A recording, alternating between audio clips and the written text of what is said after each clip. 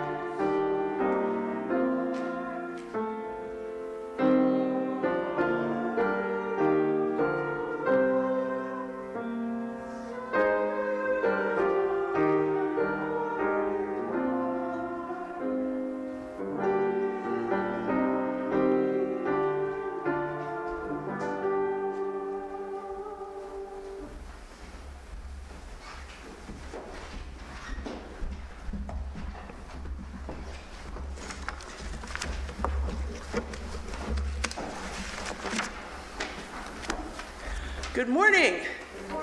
My name is Nora Mulligan, and I'm the Vice President of the Board of Trustees.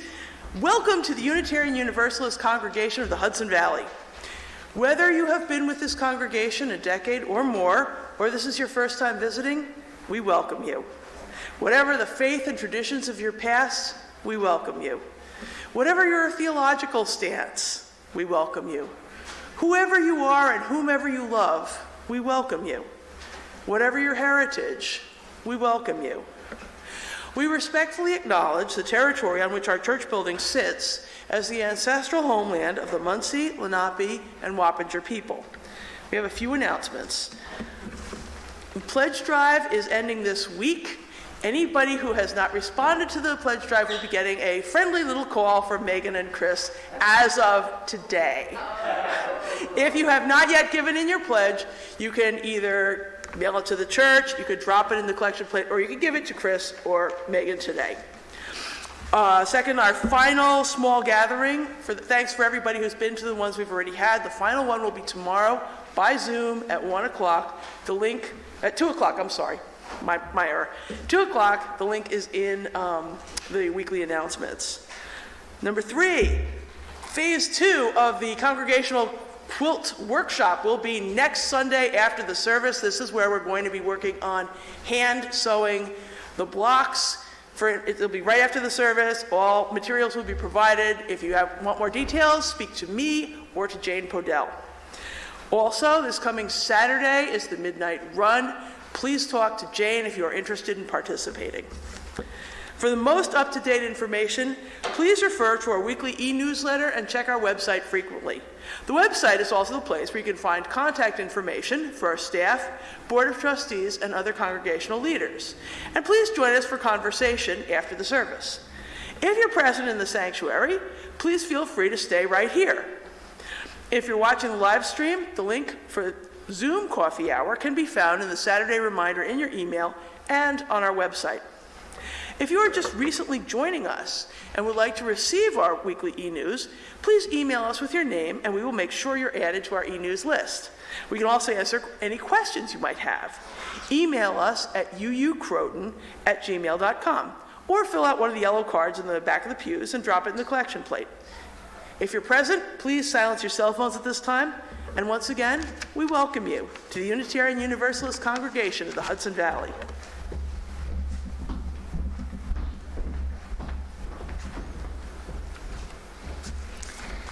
I'm very pleased to introduce our worship leader today. Òran, Shane Matheson Dietrich, is a writer, comedian, and musician who draws inspiration from its experience as a neurodivergent transmasculine person, from its Scottish Highland heritage, and from a lifetime spent as a recidivist theater kid. I can identify with that.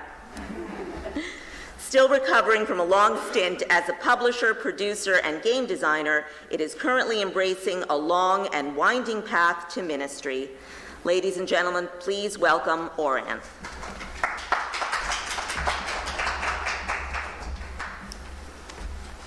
This body is a cathedral holier than those made by human hands. This body is a cathedral holier than those made by human hands. This body is undergoing a personal reformation. This body is enduring a modern iconoclasm. This body is being remade in a new shade of beauty. This body is altering its archways. This body is reverting old changes. This body is fixing the damage. This body is filled with prayer. This body holds relics of saints. This body turns sunlight to statuary. This body is built out of bondage. This body is still a cathedral. This body is still holy. This body is filled with worship. We sense these shattered bones.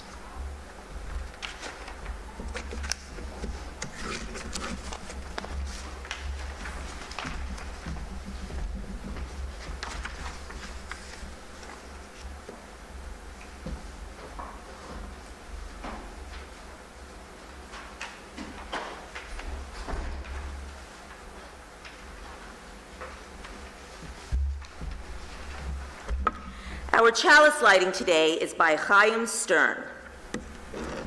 There is a mystery within me, and try as I may, I cannot come to the end of it. It teaches me reverence for the unfathomable wonder at my core. Hidden One, you alone know the secret within me. For are you not that secret? Now please join me in our unison affirmation. The words are in your order of service. Inspired by love, our mission is to seek our true nature, connect deeply and openly, and act for justice. Let us now bear witness to the joys and sorrows experienced in our community. If you have a personally significant joy or sorrow that you are willing to share, please come up to this microphone. If you would prefer, and please leave your mask on when you're speaking. If you would prefer to only have a candle lit without speaking, please just stand and I will light a candle for you.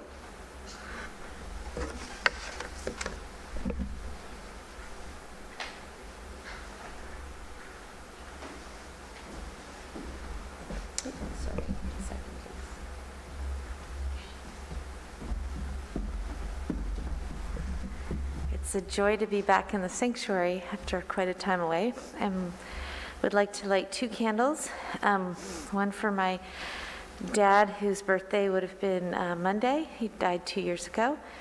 I want to remember him. It's a joy, even though it's sad that he's not here.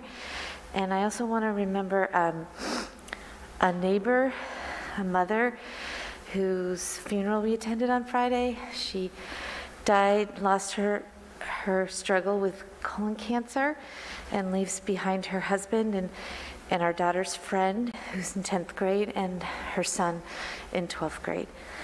And her name is Jean McLaurin.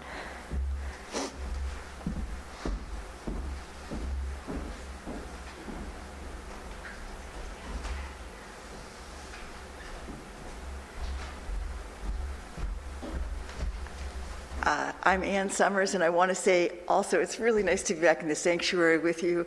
I'm so glad that we can do this. I'm so looking forward to today, what we're going to learn. I have a joy, a sorrow, and an anger that I want to share with you.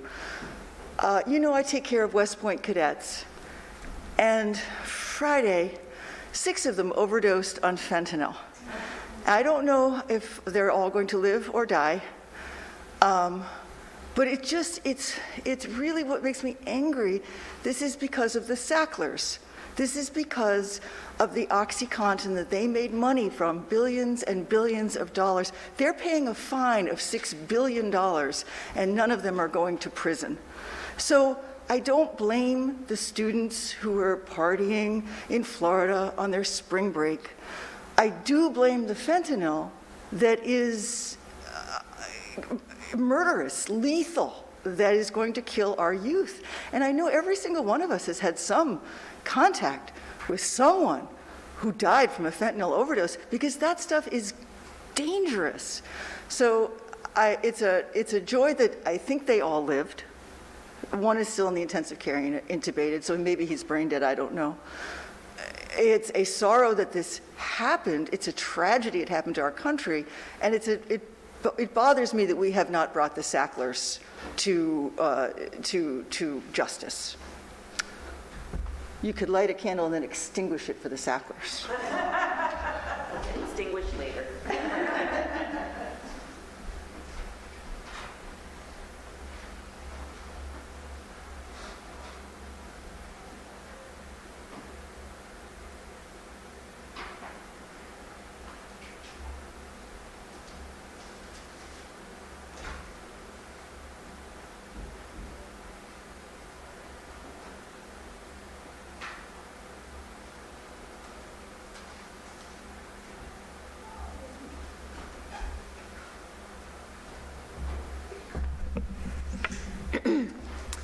We also acknowledge all the unspoken joys and sorrows held within the sanctuary of our hearts, and all those people who have yet to find a spiritual home where they too can share their joys and sorrows.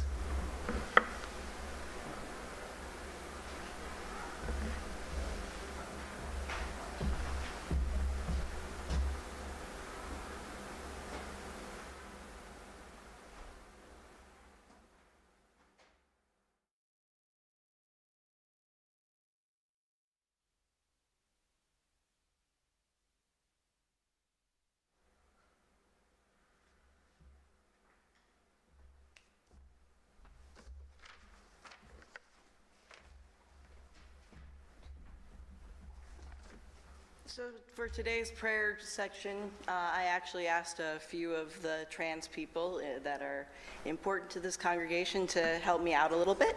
The first response to the prompt that I sent out is from Allison McKinney, and I will be reading the responses from Peregrine Morkel Williams.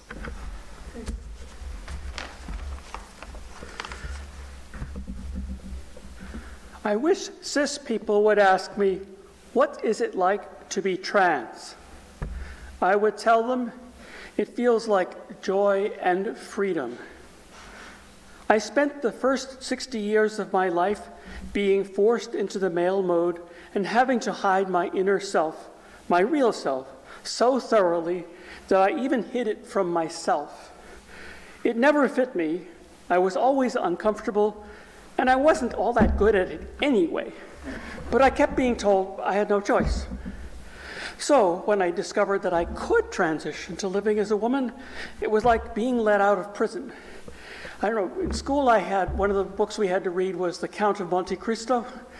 And there's the scene in it where Edmond Dantes escapes from Chateau d'If and is on the island and he's going like this. And that's how I felt. It's like the prison door opened and I'm going like, I can get out of the prison? Really? And there are moments even now when I'll sort of walk out the door, or maybe not out the door, and I'll just kind of go, I am so glad I'm me. Like someone who's been locked up in prison for decades, I'm still getting used to living in freedom. I'm still in the process of figuring out who the real me is under the false self that I constructed just to survive. I'm still learning how to relate to the world. And sometimes I'll wince visibly when I re-experience the pain from the past. But these experiences, painful as they were and still are, have given me a perspective on things that most people don't seem to have. I see things that the world around me doesn't see, or at least pretends not to see, but I can't unsee. In the end, I guess I'd rather be able to see, even with all the pain that it came from, than remain blind.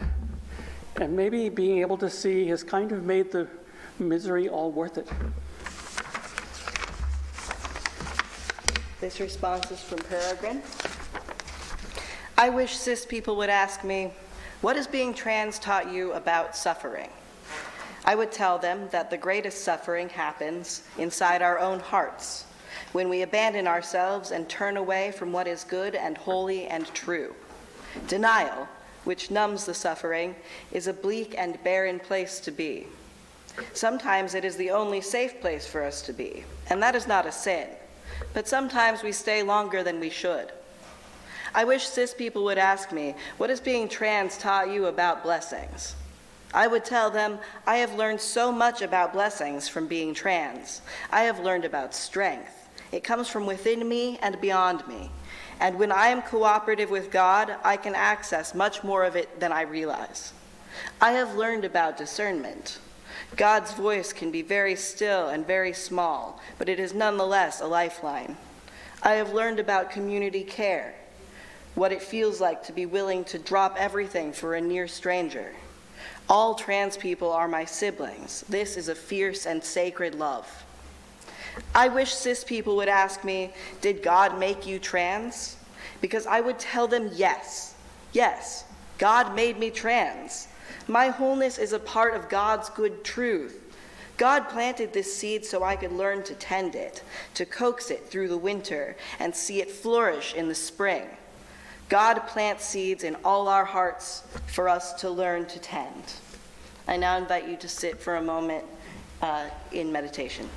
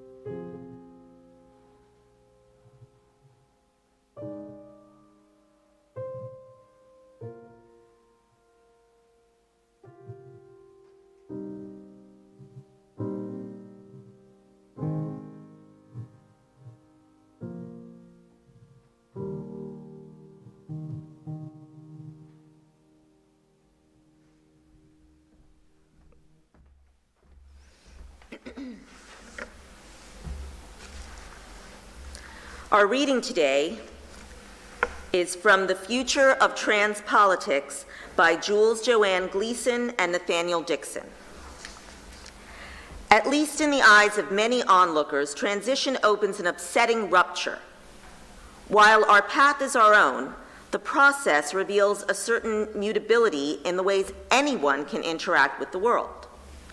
Our survival proves that while we have mostly been birthed and raised to remain in one gender position, another can be willfully adopted. Many would rather deny this flexibility and what it signifies, and so we are to be refused, left unrecognized, or destroyed. To us, transition comes as a relief from torment, spares us from self-inflicted disfiguration, keeps us among the living.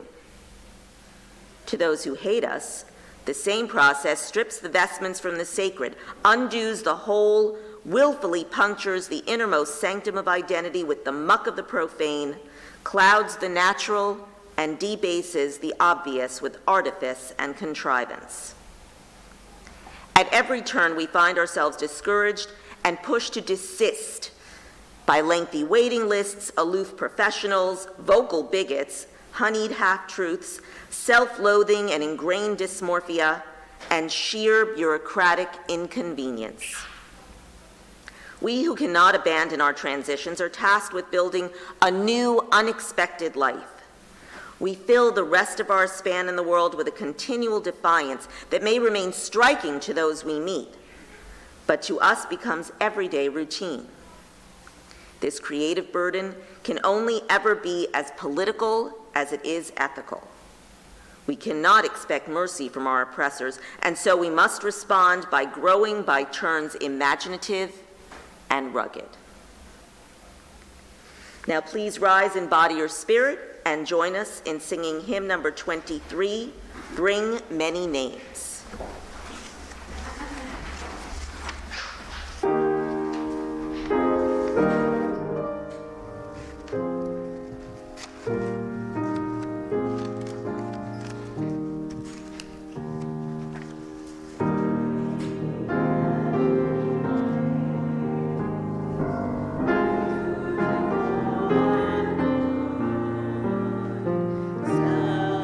Celebrating their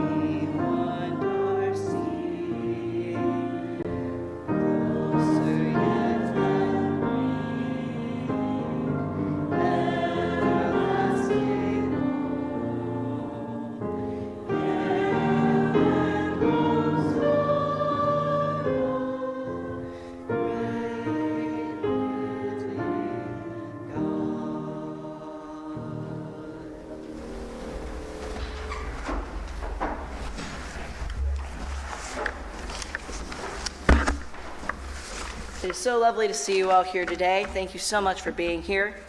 First, I want to acknowledge that there is a notably white trans mask bent to the order of service today. In my preparation for this sermon, I read a lot of great things by Black trans authors and other trans people of color, but using the words of Black people felt appropriative. Black trans people, particularly Black trans women, bear the brunt of the danger that manifests against the trans community. I cannot claim their struggles as my own, though I do support them whenever I get the chance. For example, if this had been an official Trans Day visibility service, I would have suggested that we hire a Black trans minister to share the pulpit. Since I'm merely a guest worship leader, and the one you're stuck with today, I can only give my perspective on transness. That perspective is unavoidably influenced by the ways that I hold privilege over other people in the trans community. With that disclaimer out of the way, I want to start by giving a little history lesson. On the 6th of July in 1919, a gay cisgender man named Magnus Hirschfeld opened the Institute for Sexual Wissenschaft, or roughly the Institute for Sex Research, in Germany. A persistent advocate for the rights of sexual and gender minorities, Hirschfeld, a physician, conducted and facilitated valuable research into the lives and best practices of care for trans and other queer people. If you have seen a grainy black and white image of Nazis partaking in a book-burning bonfire, you have seen what has become of his work. The Institute was the first to be targeted in the Nazi book burnings of the 1930s, starting with an organized attack on the Institute on the 6th of May in 1933.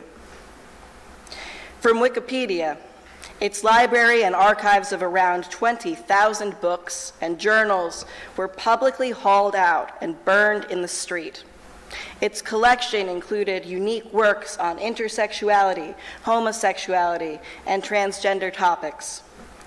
For me, at least, it's difficult to be reminded of this fact and not draw comparisons to what is going on in our present day. As climate change spurs on the tightening grip of fascism and other authoritarian thought around the world, we now see a rise in animosity toward transgender people and those who associate with us. It is impossible for me not to think of the horrific initiatives like the one in Texas, which would charge parents with child abuse for providing transition-related care to their trans children, or Idaho, which would sentence parents to life imprisonment for providing similar care, and countless other states across the country. Those are just a few. If you asked me to provide an exhaustive list, we'd be here all day. If you've been paying attention, you might have already asked, why are authoritarians so obsessed with trans people? It's weird, right? Yeah. So switching gears for a moment, you might have noticed that I'm using my provocative pronouns today. I thought, hey, it's supposed to be a trans visibility service, so why not dust off the ones that make everyone just a little bit uncomfortable? And while everyone already thinks I'm a big weirdo, I'll drop a new name on them as well. Yeah. Great. So how are we feeling, everyone? You know, becoming yourself is always a little bit embarrassing. Forward progress is awkward and unsure, a series of educated guesses, and we do a lot of our becoming while being witnessed by other people. The person I was when I came out is not the person that I am today. I feel like I've changed so much just from year to year. That's what seems to happen when you're willing to undergo the discomfort of transformation. I feel like I'm always learning more about my own desires, uncovering them from what I compromise for other people's consumption. I feel like I first had to make the cis people who loved me understand me as a man in binary opposition to womanhood before I could jump off of that point into a richer understanding of myself. Using Shane, the name I gave myself when I was 13, and using he, him pronouns always feels a lot more right than using my dead name or she, her. But it was never quite right. Neither was Shoni, even though I liked it a lot. It's embarrassing to have to keep announcing and re-announcing and asking for perpetual grace. And I feel the desire to give some kind of footnote for my new name, some kind of excuse or explanation. I want to apologize for my pronouns and the discomfort they elicit in people. There's a part of me, the part of me that has called my identity gender punk in the past, and still does, that does enjoy tweaking the nose of hegemony when I get the chance. More than that, though, I am tired so much of the time. I don't want to have to write a dissertation to justify my own growth. I want to be able to say, actually, this is who I am, and for it to be as normal and easy to integrate as telling someone your new phone number. My name is Òran, and my pronoun are its, with a dash of he, him for flavor. This is true because when I call myself these things, a part of my body I've been holding tense relaxes.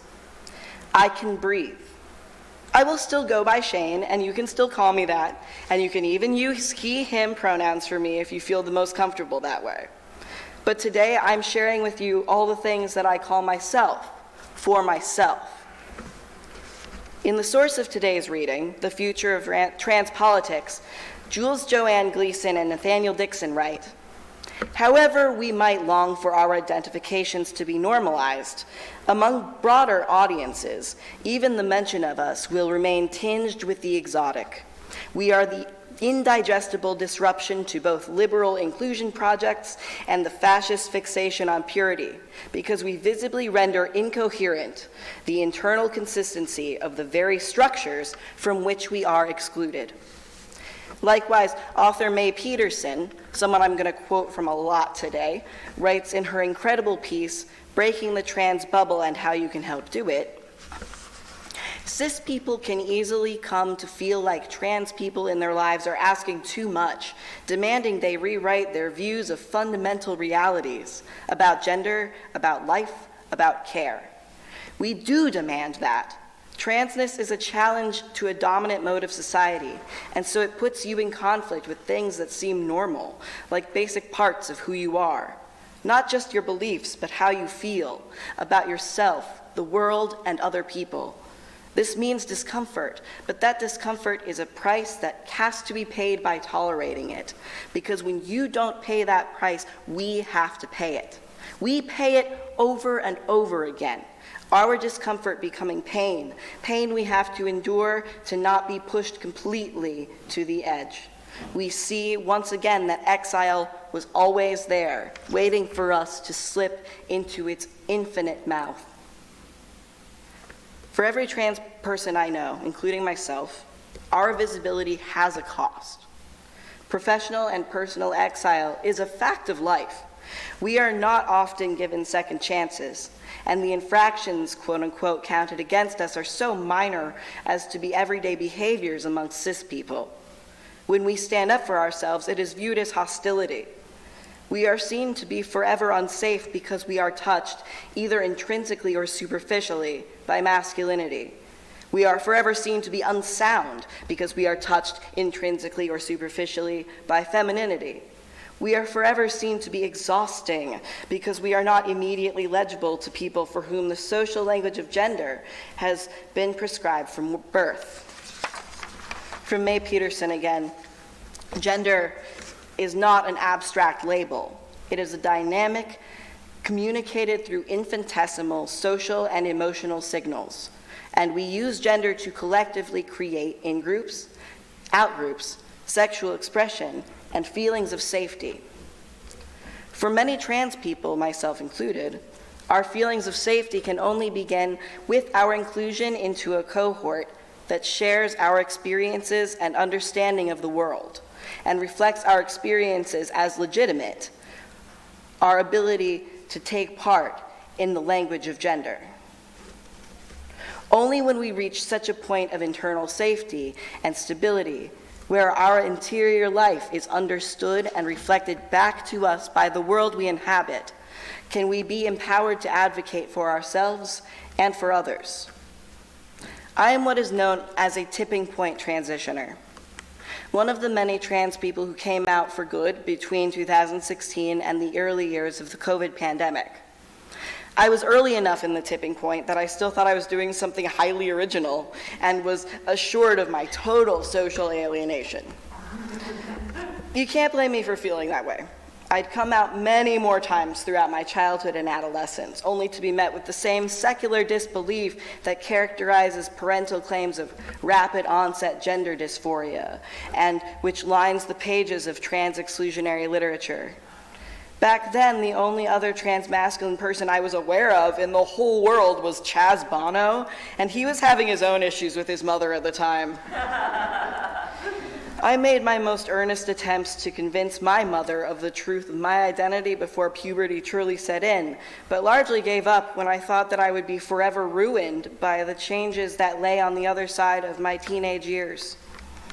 I was afraid of what cis eyes would read into my body. I saw how they speak about short men, men with moobs or no penises, men with high voices. I gave up for decades partly because I did not want to be the subject of those stories. A few years after I began my transition, well into adulthood, I sat down and rewatched the Matrix trilogy. When my husband asked me what I thought, I said, well, it's basically a documentary. I'm serious, though. Every beat felt achingly familiar. It's hard to describe how different I am now than I was before. I know I said so already, but I keep marveling at it. Transness, the experience of wanting and then acquiring something so outlandish and drastic, as well as the experience of overt transformation and more, has forced me to reframe my understanding of everything I thought I knew for certain.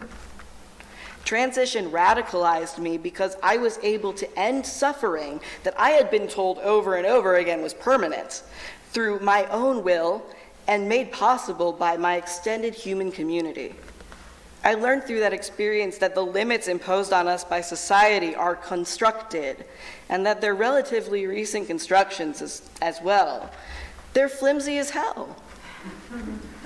They told me I couldn't be a man. They told me that men can't exist outside the binary. Okay, so what else were they lying about? They told me that there is no one else like me. Well, today's order of service is absolutely filled with guys just like me. Guys like Jay Holm and Eli Conley and many more I've left out. Guys who make me feel, for once, completely typical. I can't describe what a relief it is to be typical. For a kid who just wants to fit in, there's nothing more unhelpful than being special or unique.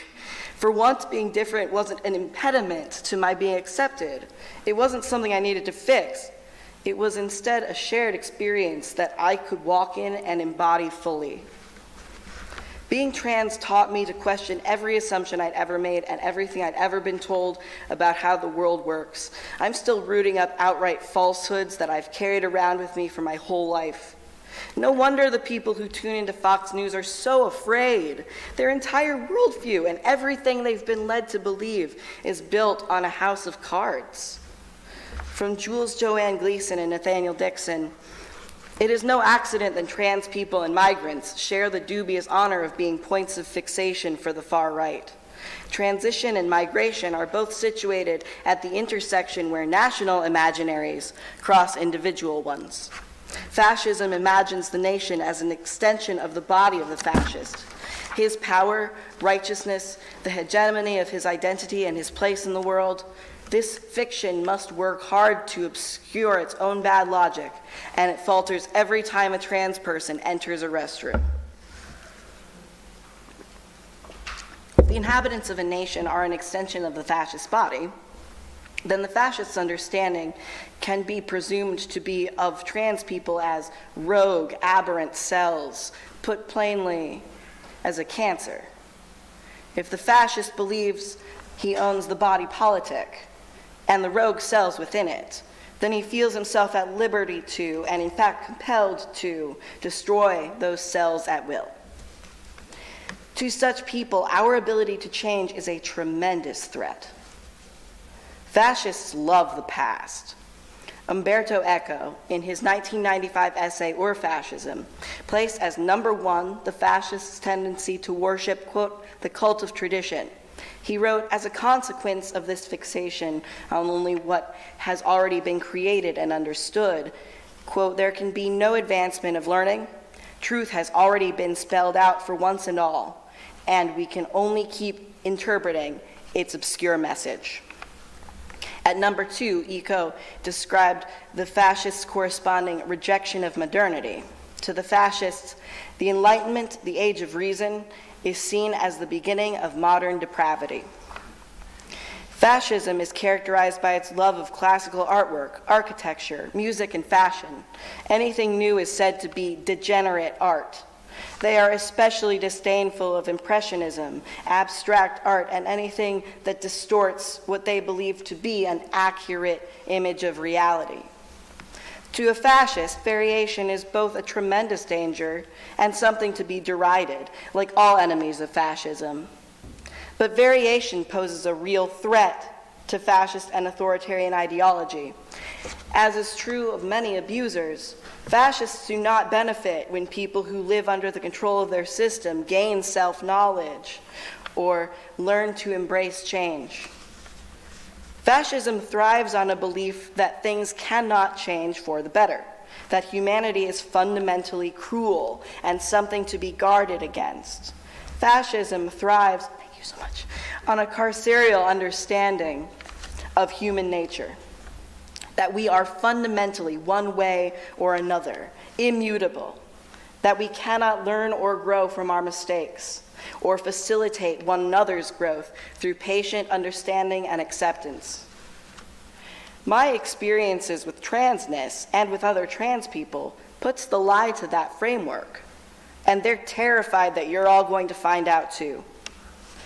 Being trans made me ask, okay, so what else can I do that was supposed to be impossible?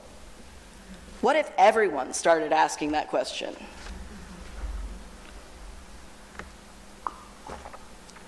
If you're going to take away anything from our time together today, let it be this quote, once again from my friend Mae Peterson in her amazing piece, once more called Breaking the Trans Bubble and How You Can Help Do It. Please go read it.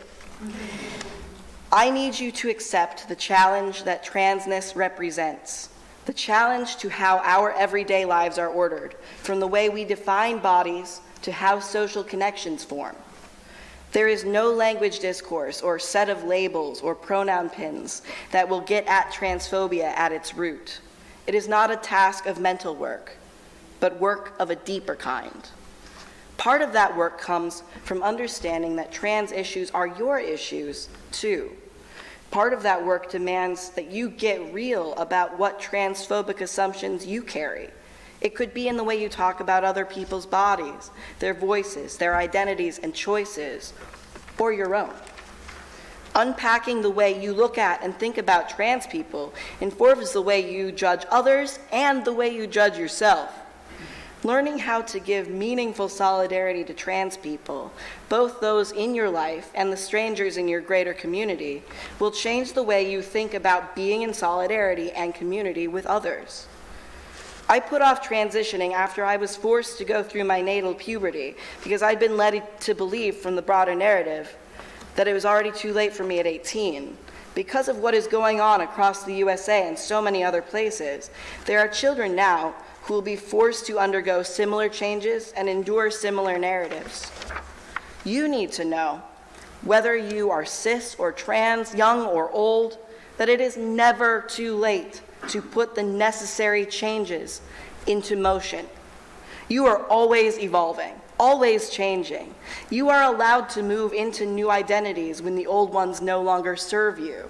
You don't need any excuse to move into the next phase of your life that allows you to fully explore your own becoming. You deserve to move into that phase unhindered and grow without explanation. Why don't fascists want you to know about trans people?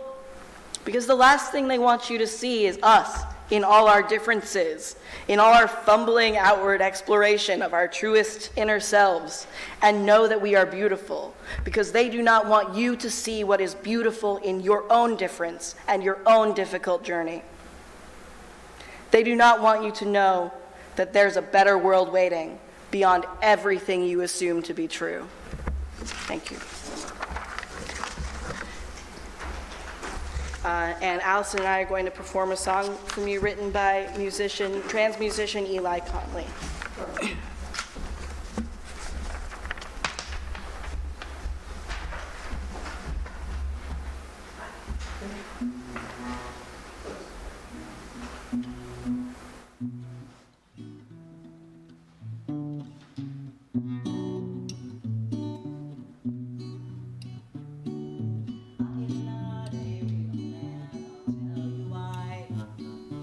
Not the reason you are thinking of. Leaning close, I'll share with you this secret. No one is a real man at all. Pinocchio, you are a boy. Doesn't take no fairy blue, much less a therapist, 3 doctors and 1 mind. Cut your flesh to make you real. You are as real as dreams come true. Tired of tracing one straight line back through my lives. Let's crack up this geo thing, boy and girl, to see what pretty stones that it lives. Kinda like this geo, there is more to us than ever possibly can meet the eye. Think I've found a way to make it through. I'll let you in, I've got a tip or two. We'll get together, organize, it's true. We've got a lot of work to do. Pinocchio, you are a boy. Doesn't take no fairy blue, much less a therapist, 3 doctors and 1 mind. To cut your flesh to make you real. You are as real as dreams come true. Tired of tracing one straight line back through my lives. I am not particularly interested in being illegible for its own sake. I have been illegible to most everyone. Relative to that, what is key. Feels much better to be seen each day. Sometimes it's hard to keep the wolves at bay. You say forget who you were yesterday. Come out with only boys to play. Pinocchio, you are a boy. Doesn't take no fairy blue, much less a therapist, 3 doctors and 1 night. To cut your flesh to make you real. You are as real as dreams come true. Tired of tracing one straight line back through our lives. I'm not a real man, I'll tell you why. It's not the reason you are thinking of. Leaning close, I'll share with you this secret. No one is a real man at all.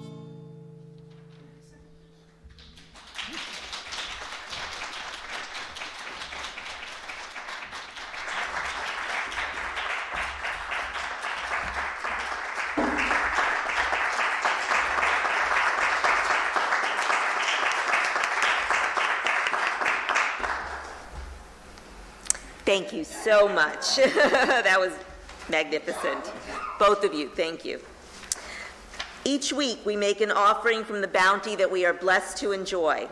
We do this in a spirit of love and generosity, aware that we have benefited from those who have gone before, those who in their turn gave generously. Our offering goes to support the work of love and justice undertaken by this community. Today's offering will also be shared with the Loft. Please refer to our e-newsletter or website for more information. You can make your donation in several ways. If present in the sanctuary, you may give cash or a check in the offering plate as it comes by. You may also scan the QR code in your order of service. From your homes, you can make your donation via credit card or PayPal using the links provided in the e-newsletter. Please remember to give a little extra to compensate for the 3% surcharge. Or, if you prefer, you can always mail us a check. The offering will now be given and gratefully received.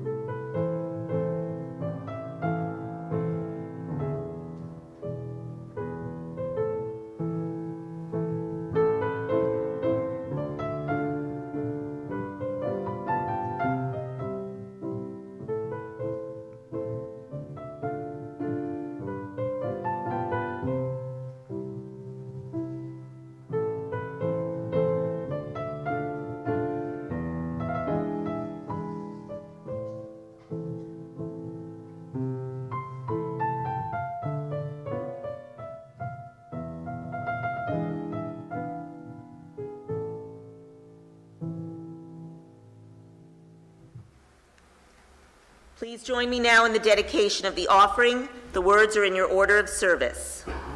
May these gifts and the work of our hands and hearts give power to all we stand for as a community of faith. Now please join me in extinguishing the chalice. The words are also found in your order of service.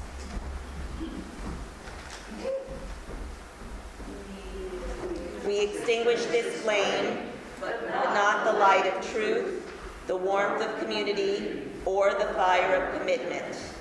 These we carry in our hearts until we are together again.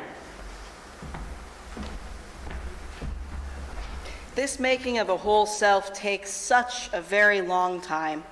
Pieces are not sequential, nor are supplies. We work here, then there, hold up tattered fabric to the light, sew past dark intent, use all our thread. Sleeves may come before length, buttons before a rounded neck.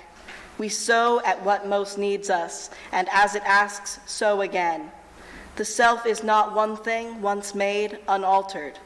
Not midnight task alone, not after other work. It's everything we come upon, make ours. All this fitting of what once was and has become. Bianachlev Mocharchen, take your whole beautiful selves out into the world. Thank you. Please join us now for our final hymn. You may rise in body or spirit. It's number 118, This Little Light of Mine.